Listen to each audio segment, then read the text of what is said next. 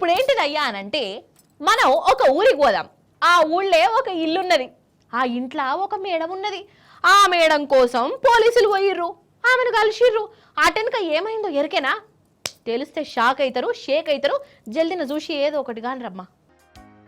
Hi, ఒక ఆడ మనిషిని గిట్ల గొర్ర గొర్ర గుంజుకొత్తానులేంది. అసలు వాళ్ళు పోలీసులేనా? తప్పు చేసినా కానీ గట్ల పట్టుకపోవడేంది, గిదేమి తరీకా అని అనిపిస్తున్నది కదా. అనకుండ్రి.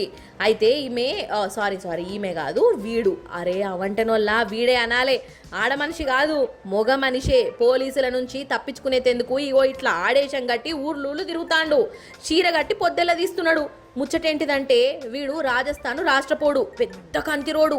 లొల్లులు పంచాదులకు బాగా పోతాడు, దొంగతనాలు కూడా ఎత్తాడు. ఇక వీని మీద పోలీస్ కేసు అయింది. గంగా చంద్రముఖి లెక్క మారినట్టు పోలీసుల నుంచి తప్పించుకునేందుకు వీడు ఆడామె అవతారంలోకి మారిపోయిండు. పోలీసుల ముందే తిరుగుతాండట దినాము. ఇక వాళ్ళేమో ఏర్పాటు చేయలే, కానీ ఏదో ఒకనాడు నిజం బయట పడవలసిందే కదా. వీని చెగలు చూస్తే ఎందుకో అనుమానం కొట్టింది. వీడే దేవులాడుతున్న గుండగాడని తేలింది. ఇంట్లోకి పోయి గుంజుకొచ్చిర్రు. ఇక ఈ సీన్ చూసి చుట్టుపక్కోళ్ళు పోలీసులకు శాపాలు పెట్టిర్రట. అయ్యో, ఆడ మనిషిని గట్ల తీసుకుపోతాన్రేంది అని. అటెనక అసలు సినిమా సంజైపోయి వాళ్ళు గజ్జుమన్నారు. ఇంతకాలం గుండగాంతో కలిసున్నామా, తోడు సుక్క చక్కెర షాయి పత్తా బదిలిచ్చినమా అని షాక్ అయ్యిరట. అదన్నట్టు ముచ్చట.